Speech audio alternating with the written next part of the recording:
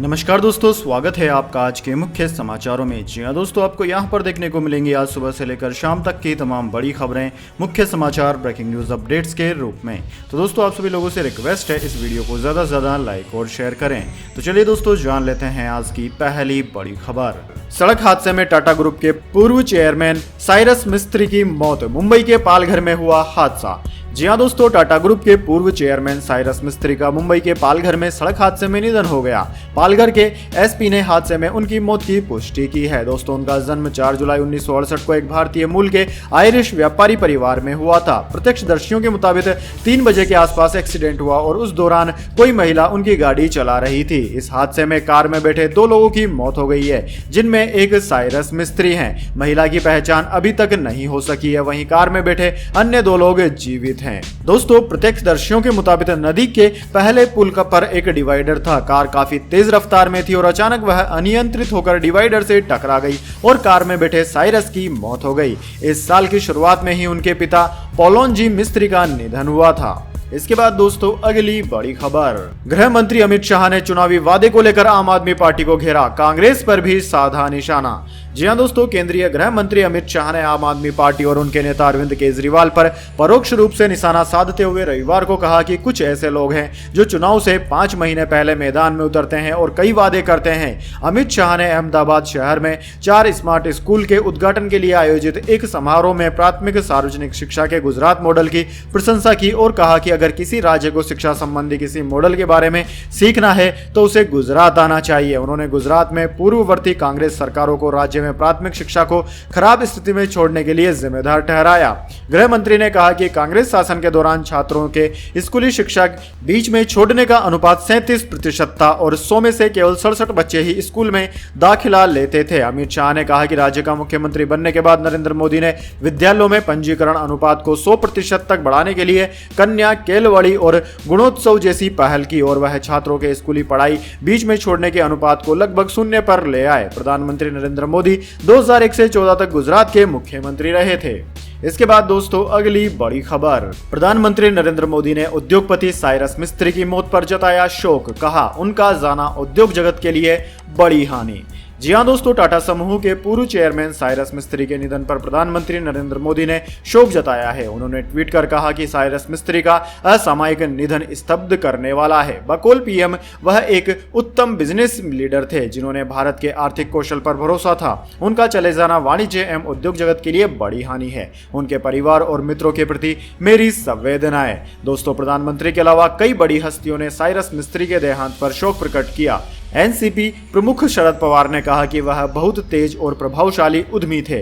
पवार ने उन्हें उद्योग जगत के सबसे चमकीले सितारे में से एक बताते हुए कहा कि उनके जाने से भारतीय उद्योग को अपूरणीय क्षति हुई है। इसके बाद दोस्तों, अगली बड़ी खबर। राहुल गांधी बोले, हमारी यात्रा सच बताने के लिए है। आज 2 हिंदुस्तान, एक गरीबों का और दूसरा उद्योगपतियों का है। आज इन्हीं 2 देशों में लड़ाई है।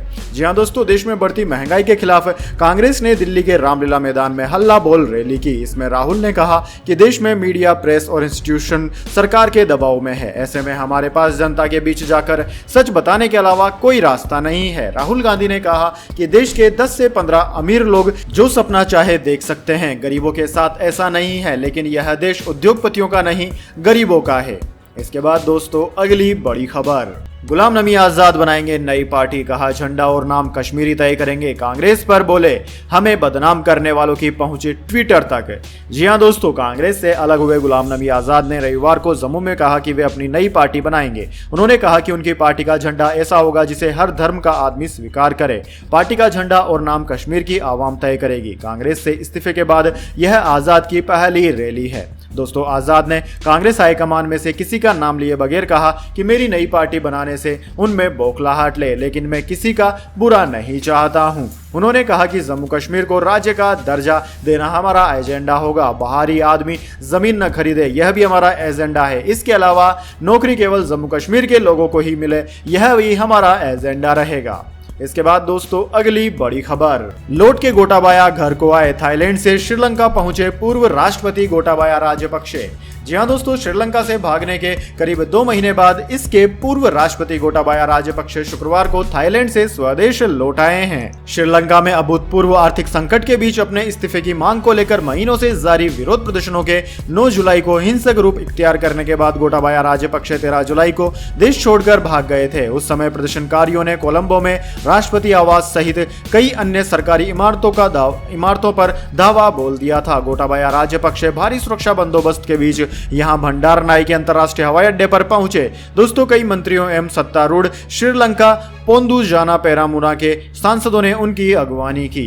इसके बाद दोस्तों अगली बड़ी खबर, भारत से फरार दुष्कर्म के आरोपी नित्यानंद ने श्रीलंका में मांगी शरण, स्वास्थ्य कारणों का दिया हवाला। जी हां दोस्तों, दुष्कर्म के आरोपी नित्यानंद ने स्वास्थ्य कारणों का हवाला देते हुए श्रीलंका में शरण मांगी है। अपने स्वास्थ्य में गिरावट का हवाला देते हुए भगोड़े धर्मगुरु ने 7 अगस्त को श्रीलंका के राष्ट्रपति रानिल विक्रमसिंघे को एक पत्र लिखा था। भगोड़ा घोषित किए जा चुके नित्यानंद ने चिट्ठी में उन्होंने लिखा कि केलासा में समुचित मेडिकल सुविधा नहीं है, इसलिए मुझे यहाँ शरण दी जाए। इंडिया टुडे की रिपोर्ट के मुताबिक श्रीलंकाई सरकार के एक शीर्ष सूत्र ने बताया कि नित्यानंद बीमार हैं। सूत्रों ने कहा है कि पत्र में उल्लेख किया गया है कि दुष्कर्म का आरोपी नित्यानंद गंभीर रूप से बीमार था और उसे इलाज की सख्त जरूरत थी। इंडिया टुडे ने अगस्त 2022 में श्रीलंका के राष्ट्रपति रानिल विक्रमसिंघे को लिखे गए पत्र को एक्सेस किया है। इसके बाद दोस्तों अगली बड़ी खबर, कंगना रनौत ने महेश भट्ट को लेकर किया खुलासा, लिखा फिल्म मेकर का असली नाम महेश नहीं असलम है। जी हां दोस्तों, कंगना रनौत ने फिल्म मेकर महेश भट्ट पर कटाक्ष किया है। उन्होंने फिल्म मेकर का एक पुराना वीडियो अपने इंस्टा स्टोरी में शेयर किया। कंगना रनौत ने लिखा है कि उनका असली नाम महेश नहीं बल्कि असलम है।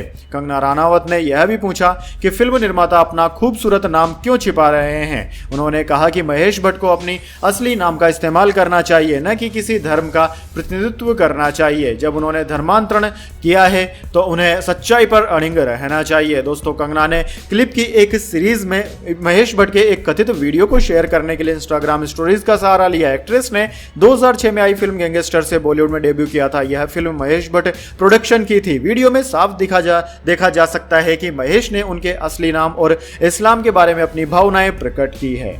इसके बाद दोस्तों अगली बड़ी खबर, सरकारी गवाह बनेगी नोरा फतेही, माना सुकेश चंद्रशेखर से बातचीत करने की बात, बोली बस 2-3 बार ही बात की। जी हाँ दोस्तों, फिल्म अभिनेत्री नोरा फतेही ने पूछताछ में स्वीकार किया है कि उसकी सुकेश चंद्रशेखर से बात लीना मारियापोल के जरिए हुई थी। उसने पूछताछ में यह भी खुलासा किया है कि सुकेश से उसकी 2 से 3 बार ही बात हुई थी, इसमें ज्यादा बात नहीं हुई। शुरुआत में वह सुकेश को नहीं जानती थी। बाद में जब मामले का खुलासा हुआ तो उसे पता लगा कि सुकेश चंद्रशेखर कौन है। दिल्ली पुलिस की आर्थिक अपराध शाखा के अधिकारियों का कहना है कि EODW फिल्म अभिनेत्री को गवाह बनाएगी। नोरा फतेही ने सुकेश चंद्रशेखर से मिली BMW कार को कोरोना काल में सस्ते में बेच दिया था। नोरा के मैनेजर एवं अन्य रिश्तेदार से भी पूछताछ की जाएगी। इसके बाद दोस्तों अगली बड़ी खबर, पूर्व CJI NV रमण ने कहा अदालतों को निष्पक्ष होना चाहिए, कुछ हालात में विपक्ष की भूमिका भी निभानी चाहिए। जी हां दोस्तों, भारत के पूर्व प्रधान न्यायाधीश NV रमण ने रविवार को कहा कि अदालतों को निष्पक्ष होना चाहिए और उनके फैसलों से लोकतंत्र में सुधार होना चाहिए, लेकिन कुछ स्थितियों में अदालत के विपक्ष की भूमिका निभाने या उनकी जगह लेने की अपेक्षा की जाती है। कैपिटल फाउंडेशन सोसाइटी से न्यायमूर्ति VR कृष्ण अय्यर पुरस्कार प्राप्त करने के बाद अपने संबोधन में न्यायमूर्ति रमण ने कहा कि 1960 और 70 के दशक आधुनिक भारतीय इतिहास में सबसे चुनौतीपूर्ण अवधि थे। उन्होंने कहा कि इस काल ने संसद और न्यायपालिका के बीच संघर्ष देखा। संसद ने अपना वर्चस्व बनाए रखने के लिए कोशिश की, जबकि उच्चतम न्यायालय का प्रयास संवैधानिक सर्वोच्चता बरकरार रखने के लिए था। पूर्व CJI ने कहा कि अदालतों ने यह सुनिश्चित करने में महत्वपूर्ण भूमिका निभाई है कि संवैधानिक अधिकारों ने अपना अर्थ नहीं खोया है।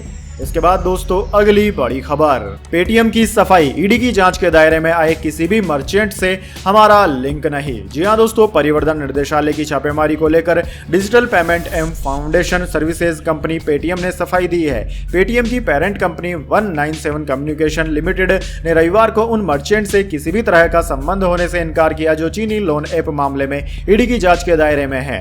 दोस्तों, कंपनी ने कहा कि ईडी ने जिन फंड पर भी रोक लगाई है उनमें से कोई भी ग्रुप या ग्रुप की किसी भी कंपनी से संबंधित नहीं है। पेटीएम ने रेगुलेटरी फाइलिंग में कहा कि कुछ मर्चेंट के खिलाफ जारी जांच के सिलसिले में ईडी ने उन मर्चेंट से जुड़ी जानकारियां मांगी थी जिन्हें हम पेमेंट प्रोसेसिंग सॉल्यूशन देते हैं। हम यह स्पष्ट कर देना चाहते हैं कि ये मर्चेंट इंडिपेंडेंट एंटिटीज हैं और इनमें से कोई भी हमारे ग्रुप की एंटिटीज नहीं है। इसके बाद दोस्तों अगली बड़ी खबर, डोनाल्ड ट्रंप ने शी जिनपिंग को कहा किंग, बताया सबसे निडर और स्मार्ट, फौरन लग गया ये बड़ा आरोप है। जी हां दोस्तों, अमेरिका के पूर्व राष्ट्रपति डोनाल्ड ट्रंप अपने विवादित बयानों से हमेशा सुर्खियों में रहते हैं। दोस्तों, सत्ता हो या न हो, उन्हें किसी की मुखर आलोचना करने से कोई नहीं रोक सकता। विपक्षी दलों के नेताओं पर हमला हो या मीडिया को निशाने पर लेते हुए उसे फेक मीडिया करार देने का तीखा अंदाज, दोनों उन्हें हमेशा चर्चा में बनाए रखते हैं। इस बीच दोस्तों, अपने ताजा बयान में जब ट्रंप ने चीन के राष्ट्रपति शी जिनपिंग को दुनिया का सबसे निडर, महान लीडर और किंग बताया तो मानो पूरे अमेरिका में सियासी भूचाल आ गया।